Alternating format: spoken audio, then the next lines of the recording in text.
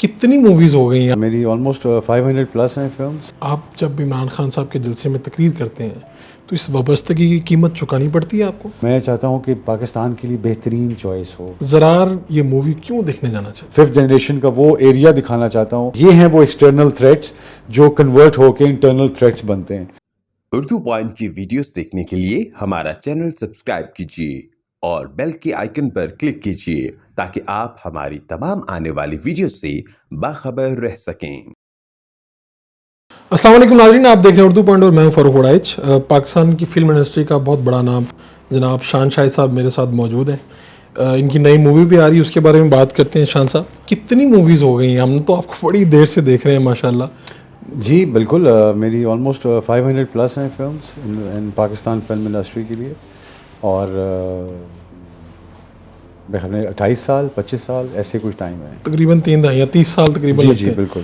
तो ये कैसा तजर्बा रहा कि एक पाकिस्तानी सिनेमा पे एक वक्त था कि जब ये एक डिफरेंट पंजाबी कल्चर था, गंडासा वाला भी मामला था, वो सब। फिर 2013 में आपकी मूवी आती है वॉर, और सिनेमा का जो जो ट्रेंड्स हैं वो चेंज होते हैं। तो कैसा था? इस पे लोग तनकीद भी करते हैं जो पहले वाला था अरसा। आप इसको कैसे, ट्रांसफॉर्मेशन को कैसे देखिए, देखते मैं हैं? देखता हूँ कि अगर आज भी देखें तो मौला जट चली है। और यानी कि आपके कल्चर में गंडासा किसी साल का मोहताज नहीं है। बनाने पे है, अच्छा बना हो, अच्छी चीज़ हो और आपकी अपनी चीज़ हो। तो जो लोग पंजाबी पे तनकीद करते थे आज वो मौला जट ही देख रहे हैं। आप जब भी पाकिस्तानी सियासत की बात होती है तो आपका इंटरेस्ट हम बड़ा देखते हैं। यानी आप कहते हैं कि मैं इसके ऊपर वेब सीरीज़ बनाने का इरादा रखता हूँ, या जो इस मूवी के बारे में भी आप कहते हैं कि इन्हीं हालात के मुतालिक ये बनी है जो आज चल रहे हैं कहीं ना कहीं। क्या देखते हैं आप? कब तक कोई इस तरह की वेब सीरीज़ आप पाकिस्तानी सियासत पर लाएंगे, और पाकिस्तानी सियासत बदलती नज़र भी आ रही है आपको? जहाँ तक सियासत का ताल्लुक है, मेरे ख्याल में पाकिस्तान फिल्म इंडस्ट्री में और पाकिस्तानी कौम में due to access of information and TV channels, मुझे लगता है कि हमारी पूरी कौम जो है वो एडिक्टेड हो चुकी है, एडिक्शन में है सियासत के। और ब्रेकिंग न्यूज़ जो है वो नशा है जिसे वो रोज़ ये करते कोई हैं। अच्छी बात नहीं है। मेरे ख्याल में अच्छी बात नहीं है। ठीक है। मेरे ख्याल में अवेयर होना और ओवर इंफॉर्मेटिव होना दो डिफरेंट चीज़ें हैं। नॉलेज, इंटेलिजेंस ये सुनने में एक लगती है लेकिन हैं फ़र्क। तो मुझे लगता है कि आप जितने लोग हैं, अगर आप जितनी भी आप पाकिस्तान में देखते हैं कि सियासी वजूहात पर हम एक दूसरे से एज ए पाकिस्तानी भी सीधे मुँह बात नहीं करते, या कोई किसी पार्टी का है, कोई किसी पार्टी का है, कोई किसी को सपोर्ट करता है। तो मुझे लगता है कि इस सारे एरिया में हम वो पाकिस्तानियत को खोते हैं जो असल हमारा जो सब्ज़ है। तो जब मैं फ़िल्म लिख रहा था ज़रार, तो मुझे लगा कि बहुत ज़रूरी है कि मैं हमारे इर्द गिर्द वो जंग जो नज़र नहीं आती, जो हमें हमारे जहन में कॉन्सेप्ट जंग का जो है वो टैंक्स हैं और जहाज़ हैं और दुश्मन हमला कर रहा है, और हमारे जहन में वो वॉर का सिचुएशन वो होता है। लेकिन वॉर अब वो रही नहीं है। तो मेरे ख्याल में फिफ्थ जनरेशन वॉरफेयर में बहुत क्लियरली ये नज़र आता है कि मीडिया क्या रोल प्ले कर रहा है, और किस तरह हम नई चीज़ें जो हमें नई लग रही होती हैं असल में वो पुराने थ्रेट होते हैं। तो मुझे लगा कि इसको स्क्रिप्ट में डालना बहुत ज़रूरी है, क्योंकि ये एक एक्शन फिल्म है। और जिस तरह दुनिया अपने जो बहादुर स्पाइज़ होते हैं और कूल स्पाइज़ होते हैं, जैसे MI6 जो है वो जेम्स बॉन्ड पे फिल्म बनाती है, उसको वो ज़रूरी नहीं कि वो MI6 ने ही प्रोड्यूस की हो।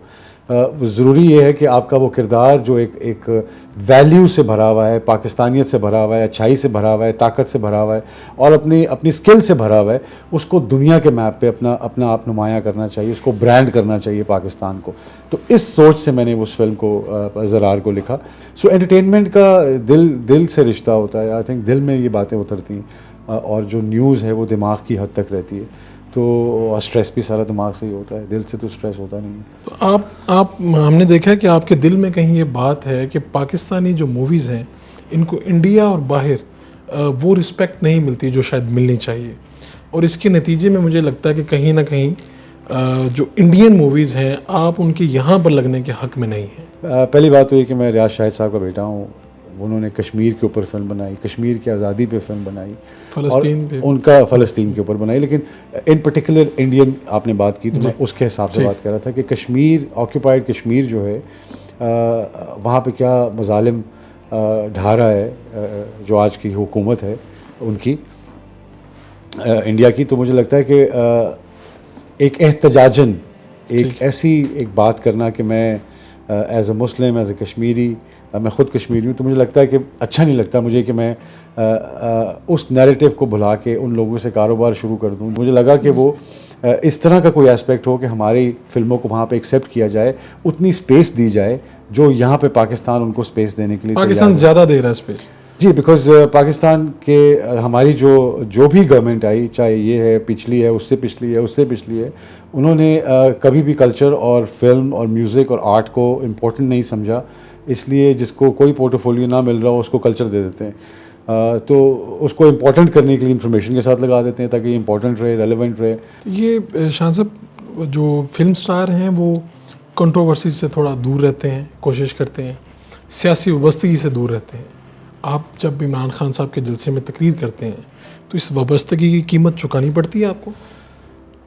जी, मैंने अगर आपने वो तकरीर सुनी हो तो उसमें सबसे पहली बात ये थी कि मैं यहाँ पे पाकिस्तान के लिए आया हूँ, और ना तो मेरे गले में कोई मेंबरशिप कार्ड है और ना मेरे गले में कोई झंडा है। मेरे गले में एक ही झंडा है जिसका जो मेरे सब्ज़ हलाली परचम। तो मैं चाहता हूँ कि बेहतरीन पाकिस्तान के लिए बेहतरीन चॉइस हो, जो भी हो, जिसको मैं समझता हूँ, मैं उस जगह पे खड़ा था। खान साहब को मैं समझता हूँ कि पाकिस्तान के लिए बेहतरीन चॉइस हैं। एक ऐसे लीडर हैं जिन्होंने कौम को दिखाया है, बताया है, आवाज़ दी है, हौसला दिया है बोलने का। ज़रार मूवी का ये एक बहुत बड़े बजट की मूवी है, और जी, इसे पाकिस्तान में कामयाबी के क्या इम्कानात देखते हैं आप? देखिए, ये तो अवाम पे है कि वो अवाम को पसंद आए, अवाम उसे पसंद करे, अवाम इस तरह की फ़िल्मों को पसंद करे जो कि पाकिस्तान को इंटरनेशनल मैप पे लेके जाते हैं। आलमी सतह पे जब आप इस पाकिस्तान को रिप्रेजेंट करते हैं तो उसका ओवरसीज़ पाकिस्तानीज़ हैं, मैं कहूँगा कि उनकी बहुत बड़ी सपोर्ट है। चाहे वो रेमिटेंस हो, चाहे वो सपोर्ट हो, चाहे वो आवाज़ उठाना हो, वो बहुत एक अहम किरदार अदा करते हैं पाकिस्तान के साथ। उनका एक बहुत गहरा रिश्ता है। तो मैं उनसे ज़रूर रिक्वेस्ट करूँगा कि पाकिस्तानी, ओवरसीज़ पाकिस्तानी जहाँ पे भी हैं, आई थिंक इसको एक ऐसी अपॉर्चुनिटी समझें कि जो ये पाकिस्तानी ब्रांड और Pakistani product, regardless of any political affiliation, एक मार्केट में आ रहा है, पाकिस्तान का एक प्रोडक्ट मार्केट में आ रहा है। आई थिंक उसके पेट्रियटिज़म में they should go and see it once. मैं ये नहीं कहूँगा कि ऐसी फिल्म नहीं बनी कभी, ऐसा नहीं हो, बहुत अच्छी अच्छी फिल्में बनी, लेकिन फिर भी हमें इस आंसर को साथ लेके जाना चाहिए। और म्यूज़िक इसका बहुत अच्छा है। It's one of the highest budgeted films as far as an action film is concern.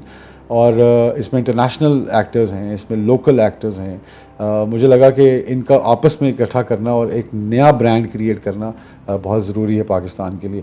और इसके जितने एक्शन सीक्वेंसेस हमने किए, वी शॉट इन लंदन, सारी टीम हमारी लंदन से थी। पाकिस्तानी जो कोरियोग्राफ किया जिन्होंने एक्शन, वो सारी टीम टर्की से थी, लंदन में लंदन की टीम थी। तो हमने ऑब्वियसली, हर इंसान जो होता है वो कोई भी बुरा काम भी करना हो तो मेहनत उतनी लगती है। तो मुझे लगा कि इतनी मेहनत आपने अच्छे काम पे की है, और तो इसका ज़रूर अवाम इस एस्पेक्ट को समझेगी। और इस जॉनरा को समझना बहुत ज़रूरी है, बिकॉज़ रोम कॉम्स और छोटी छोटी जो कॉमेडी फिल्म्स होती हैं, रोमांटिक फिल्म्स होती हैं, ये तो सारा साल इन्होंने सिनेमा का पेट भरना होता है। लेकिन जो बड़े ब्रांड्स की फिल्में, जो बड़े बजटेड फिल्म्स होती हैं, एक्शन फिल्म्स होती हैं, उनको साल में 2 से 3 4 ही बनती हैं। ये एवरेज बाहर भी यही है। उनका चलना इसलिए ज़रूरी होता है कि वो इंडस्ट्री को ड्राइव कर रही होती हैं। तो मुझे लगता है कि जैसे मौला जट ने बहुत अच्छा बिज़नेस किया, बहुत अच्छा फिल्म बनी। आपने मूवी पूरी देखी मौला जट? जी बिल्कुल, मौला जट पिछली भी देखी, बल्कि इसके देखने के बाद दोबारा पिछली भी देखी और फिर ये देखी। सो आई थिंक बड़ा अच्छा एक मुझे लगा कि किस तरह हमने इस सफ़र को तय किया है, और हम किस तरह अपनी कहानियाँ जो हमारी लोगों के दिलों में बसी हुई हैं, म्यूज़िक की ट्यून्स, वो सब चीज़ें जो हैं, हम आज के दौर में अगर उसको लेके आते हैं, उसको आज की टेक्नोलॉजी पे शूट करते हैं, तो मुझे लगा कि बहुत ही अच्छा उसका इम्पैक्ट क्रिएट। 500+ जो आपकी मूवीज़ हैं उसमें तो बाज़ दफ़ा रोल आपके गुज्जर वाले हैं, दूसरे हैं दरअसल देसी हैं, पंजाबी हमारे रोल है। तो आपको बहुत बड़ी जो फ़ैन फॉलोइंग है वो अभी भी वही होगी, और आपको लोग जाते हुए या कहीं पे मिल के आपको उस रोल को याद करवाते हैं? जी, मेरे ख्याल में अगर आप पंजाब की जो पार्लियामेंट है उसमें लोगों को गिनना शुरू करते हैं तो आपको मेरी सारी फिल्में मिल जाएंगी। तो उसमें गुज्जर भी हैं, मलिक भी हैं, सब हैं। माशाल्लाह हमारी बड़ी खूबसूरत सकाफ़त है, और ये सब उस सकाफ़त का हिस्सा हैं। मेरे बहुत से लोग, मेरे बहुत से फ़ैन्स मुझे मिलते हैं और मुझे कहते हैं कि हम आपको मिस करते हैं उस सिनेमा में जो अब आप नहीं कर रहे हैं। तो फिर मुझे बड़ी बड़ी कम्युनिकेशन की जो कंपनीज़ हैं, टेली कम्युनिकेशन की, वो मुझे कहती हैं कि हमारा 4G की जो कमर्शियल हैं वो आप करें। तो मैं उनको अक्सर कहता हूँ कि अब क्यों, क्या वजह है? तो वो कहते हैं कि जी जितना भी आपके मासेस हैं वो रात को 4G का जो पैकेज है वो पूरा ख़त्म करके आपकी पूरी फिल्म देख के, वो पंजाबी फिल्म जो उनको मुहैया नहीं है कहीं पे, वो देखते हैं। सो मुझे लगा कि ये अभी भी पाकिस्तान की रगों में ये कहानियाँ, ये म्यूज़िक, ये ट्यून्स, ये डायलॉग्स दौड़ते हैं। वैसे ही। तो मुझे लगा कि इसको हमें प्रमोट करना चाहिए, इसको आगे लेके आना चाहिए। तो इंशाल्लाह ज़रूर है, बिकॉज़ होता ये है कि देखें, प्रोड्यूसर अगर हीरो खुद प्रोड्यूसर हो तो वो अपने तौर की जो वो काम नहीं मिल रहा होता उसको उस तरह का कैरेक्टर ढूंढ के वो उस कैरेक्टर को करता है। एक बड़ा ज़ाती सा सवाल है, ये इमरान खान साहब की जब वो एक वीडियो वायरल होती है कि वो लाइटिंग अच्छी नहीं थी शान की इंटरव्यू की, तो आपको दुख हुआ इसको नहीं, सुन के? मुझे बिल्कुल दुख नहीं हुआ। हाँ। देखिए, अगर आप मुझे ये कहें कि आपका कोट टाइट है तो मेरे ख्याल में वो दर्जी की गलती है, मेरी नहीं है। तो मुझे मेरे ख्याल में जो अक्लमंद आदमी होगा, देखिए आपके जो भी आवाम इस पर रद्द-ए-अमल करती है, मुझे एक्चुअली वो कमेंट पढ़ के पता चल जाता है कि ये इंटेलिजेंस का लेवल क्या है। मिसाल के तौर पे आप भी, यही शोभा है आपका, तो ये काम लाइट का मेरा है नहीं। बिल्कुल। लेकिन खान साहब is a beautiful man, is a good man. तो उनका वो, हाँ, अगर वो कोई ऐसा कहते कि यार शान ने सवाल अच्छे नहीं किए और बड़ा ही, तो फिर मुझे था कि यार इट वाज माय आइडिया। तो मुझे लगा कि तो मुझे उसमें कोई फ़र्क नहीं एक्चुअली पड़ता, बिकॉज़ आवाम को तो एक वो चाहिए होता है, अगर आपकी अक्ल पे या आपकी हुस्न पे या मैं आपके कारकर्दगी पे कोई मुझे चीज़ ना मिले कुछ करने को, तो मैं भी कहूँगा यार आप चलते ठीक नहीं या आपकी लाइट ठीक नहीं है। तो आवाम को मौका मिला, कोई बात नहीं, इसमें मुझे कभी फील नहीं हुई ऐसी बात। मेरी रिस्पॉन्सिबिलिटी नहीं है, I am not the channel and I am not. हाँ, हम के लिए लम्हा फ़िक्रिया होना चाहिए कि उसको, आपने उनको कहा कि यार मेरा फिर काम ही नहीं है। अच्छा। ना मैं प्रोड्यूसर था उसका, और ये सब उनका होना चाहिए। तो मुझे काफ़ी उन्होंने ये बात की, लेकिन नॉट एन इशू। ज़रार का कोई एक ऐसा नुक्ता हमें बता दें कि पब्लिक को ये मूवी क्यों देखने जाना चाहिए? आवाम को इसलिए देखनी चाहिए ये फिल्म क्योंकि मुझे लगता है कि एंटरटेनमेंट में एक मैसेज, हमें कोई विलन क्रिएट नहीं करना पड़ा, सब कुछ वहीं था, यहाँ है, हमने उनको उठा के सिर्फ पर्दा स्क्रीन पर ले आया। तो मैं उनको वो जंग, वो वॉर, 5th जनरेशन का वो एरिया दिखाना चाहता हूँ,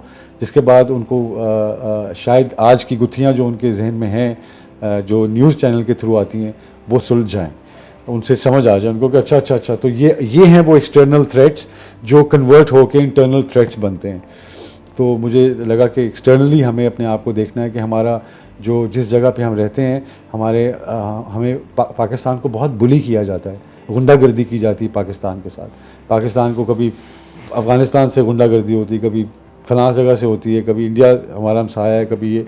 तो मुझे लगा कि हमें बुलिंग इंटरनेशनल एक प्लेटफॉर्म पे पाकिस्तान की जो कहानियाँ हैं, पाकिस्तान की कहानियों के मुसन्निफ़ पाकिस्तानी को होना चाहिए ताकि वो बयान कर सके, ना कि वेस्ट हमें अपनी कहानियों में अपनी तरह का, अपनी सोच की तरह का लिख के दिखा दे। ज़रार में music is amazing, I think music बहुत ही अच्छा है और बहुत अमेजिंग म्यूज़िक है।